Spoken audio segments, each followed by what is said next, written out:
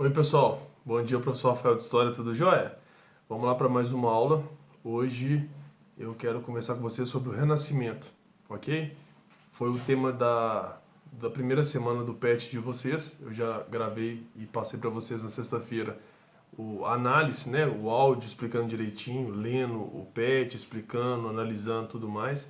Mas eu prefiro também gravar uma aula explicando o conteúdo, ok? Às vezes só pela apostila eu acho que às vezes fica meio fraco. Eu acho que a gente pode aumentar ainda mais esse conhecimento com a aula, tranquilo? Então hoje é a aula de Renascimento. Então vamos lá então. Lembrando, na primeira vídeo que eu gravei, eu falei para vocês que a história é dividida em 5 partes: pré-história, história antiga, Idade Média, moderna e contemporânea. O Renascimento é uma da parte do início da Idade Moderna. Foi logo que a Idade Média acabou, essa Idade Média, né, que todo mundo fala, nossa, que período das trevas e tal, que a gente sabe muito bem que não é bem assim. O Renascimento foi um dos movimentos com que fez a Idade Média acabar, ok? Aquela ideia de religiosidade, que só a visão da Igreja Católica é correta, que tudo é pautado na religião, né? Agora vai começar a surgir algo que a gente chama de ciência. O Renascimento é um dos que começa com esse processo, entende? Então é nesse momento que vai entrar o Renascimento, tá?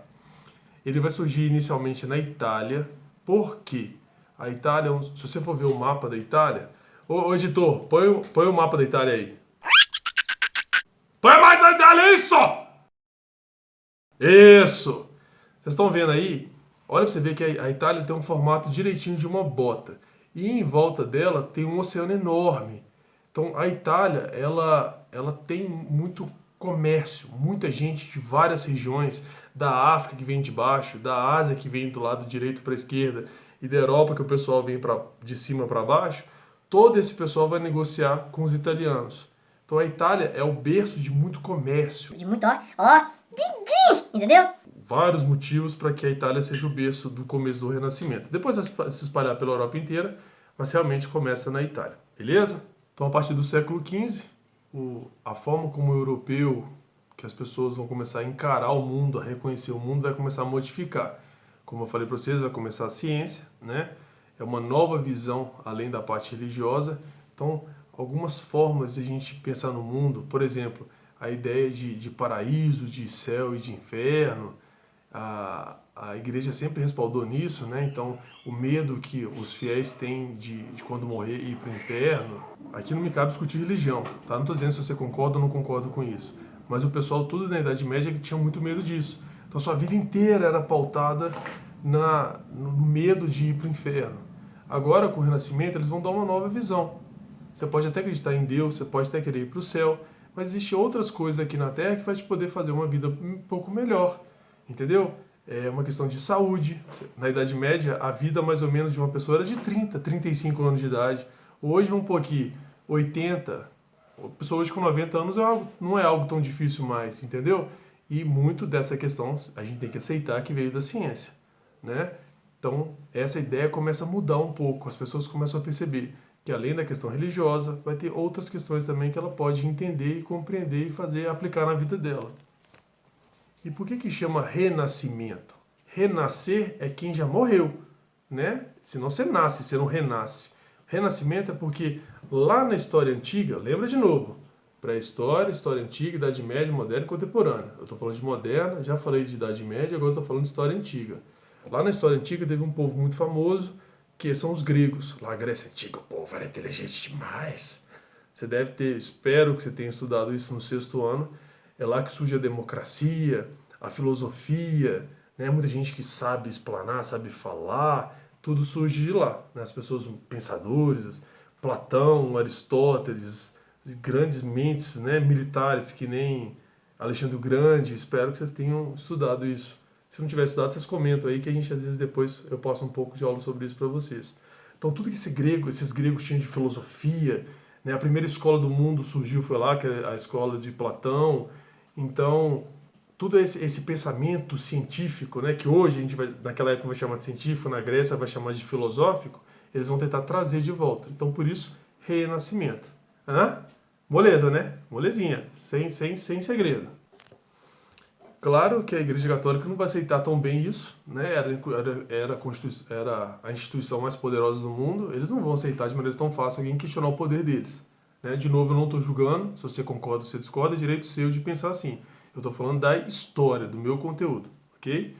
Então vai surgir uma briga, que nem hoje em dia tem do Lula e do Bolsonaro, né? Ah, que eu gosto do Lula, ah, que eu gosto do Bolsonaro, ah, que o Lula sei lá o quê, ah, que o Bolsonaro sei lá o quê. Era a mesma coisa. Só que em vez de Lula e Bolsonaro, era teocentrismo versus humanismo. O que é isso? Teocentrismo, teo é Deus em grego. De novo o grego, né? Centrismo, centro. Então é Deus no centro. E o humanismo é o homem no centro, né? Não sei se tem o centrismo, mas ou é Deus no centro ou é o homem no centro. Então, na Idade Média, obviamente, você já vai entender que é o Deus no centro. Tudo é voltado para Deus, para o céu, para o paraíso, para a ideia de você, né, chegar lá no paraíso e ter uma vida tranquila. Agora vai aparecer uma nova opção, que é conhecido como humanismo. Então é o homem no foco. As obras renascentistas todas são muito famosas, né? Lembra que eu falei para vocês lá dos Tartaruga Ninja? Que é o Leonardo, Michelangelo, Donatello e Rafael. A maioria deles são escultores, pintores, cientistas, filósofos. Eles faziam muitas coisas.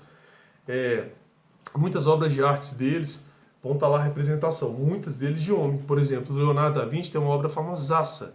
Põe aí, editor! Põe isso! Chamado Homem Vitruviano. Então você vai ver a imagem por aqui. Eu não sei onde que ele vai colocar. Ela vai colocar. A editora é mulher. É minha esposa, Gabriela. Então ela vai ver que o Homem Vitruviano, o que é isso? É uma imagem de um homem com as suas proporções. Por exemplo, eu fiquei sabendo disso quando eu estava estudando sobre isso. O seu antebraço, essa parte aqui do seu braço, ó, isso aqui, ó, é do tamanho do seu pé. Então faz aí agora. Pega o seu pé e põe aqui, ó. Você vai ver que se o seu corpo tiver uma certa proporção, o seu antebraço, não é o braço inteiro não, né, gente? É o antebraço, é do tamanho do seu pé. Então lá nesse Homem Vitruviano vem mostrando essas proporções, ok? Então você pode ver que a própria imagem é um homem, não é Deus, ok? Tem outra obra famosa que está lá na Capela Sistina, todo mundo já viu, que é homem e Deus encostando o dedo assim, entendeu? As obras religiosas não põem homem, né? Quando põe é, sei lá, alguém muito importante, mas lá tem o homem e Deus encostando o dedo assim, ok? Que é Adão e Deus. Então tá vendo que o homem sempre está aparecendo. Enquanto o teocentrismo, que é a versão lá da igreja, aí não, é Deus mesmo, os anjos, segue aquela lógica lá da Idade Média, tranquilo? Então já está dando para perceber que então, esse período renascentista então, é um foco na melhoria do ser humano, né, na capacidade mental do ser humano, das habilidades do ser humano, ok? Essa investigação científica, né? O céu é azul porque e Deus quis. Um renascentista não vai aceitar isso. Nós temos que descobrir então por que ele é azul. Por que o mar é azul? Por que o sol é amarelo? Então o ser humano sempre tem essas questões, né? E aos poucos a ciência vai tentando responder isso pra gente, tá? Por exemplo, na Grécia Antiga tem um mito lá que tem um gigante enorme chamado Atlas que ele segura o céu nas costas. Então, de acordo com os gregos, o céu não cai porque é esse Atlas que segura. O homem do Renascimento não vai aceitar essa resposta, né? Não pode ter uma pessoa segurando o céu. Até porque se ele fosse tão grande assim, você olharia pela janela e viria lá, ó, lá segurando. Não tem, entendeu? Então, por que o céu não cai? Vamos descobrir por que o céu não cai. E vai atrás. Essa é a lógica do Renascimento, tá? Muito do que eles vão demonstrar os trabalhos deles, muito com pintura, né? A Mona Lisa, muito famosa, Mona Lisa. O Homem Vitruviano que eu já falei. A Última Ceia, você pode ver que tem questão religiosa aí, ó. O Leonardo da Vinci pintou uma obra num convento chamada A Última Ceia, que são os apóstolos de Jesus na última ceia antes da morte de Jesus Cristo. Olha o tema religioso aí, e é o renascentista que desenhou, entendeu? Mas ele queria dar a visão dele para isso. É uma obra muito famosa. Eu sei que é muito difícil ir lá, porque não é um quadro.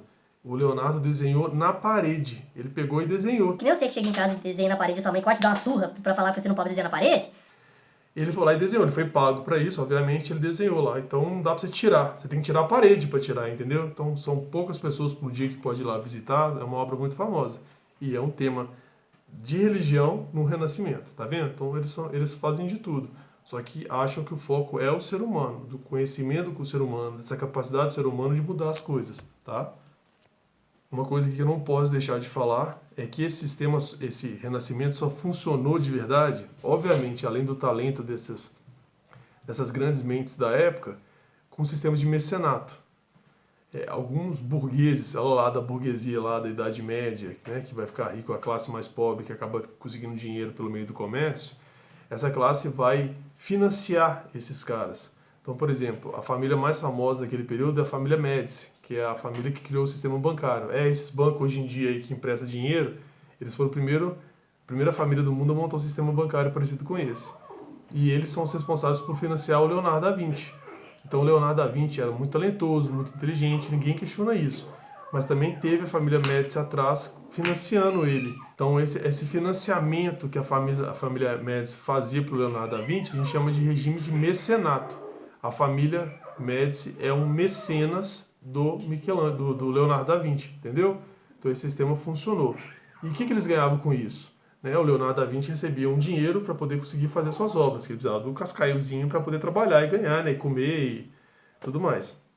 Os Médici ganhavam o nome, eles tinham um cara que é o Leonardo da Vinci sobre o controle deles. Controle que eu digo assim, toda obra que o Leonardo da Vinci assinava era um agradecimento à família Médici, porque eles que bancaram. E não deixa de ser verdade, eles que financiaram tudo. Então, era uma troca de favores. O Leonardo da Vinci recebia uma verba, os Médici recebiam o mérito do Leonardo da Vinci, entendeu? Essa troca funcionou, os dois ficaram felizes com isso e até hoje eles são famosos. Tanto o Leonardo da Vinci quanto a família Médici, ok? Então, o que eu acho que eu tinha para dizer sobre o Renascimento está aí.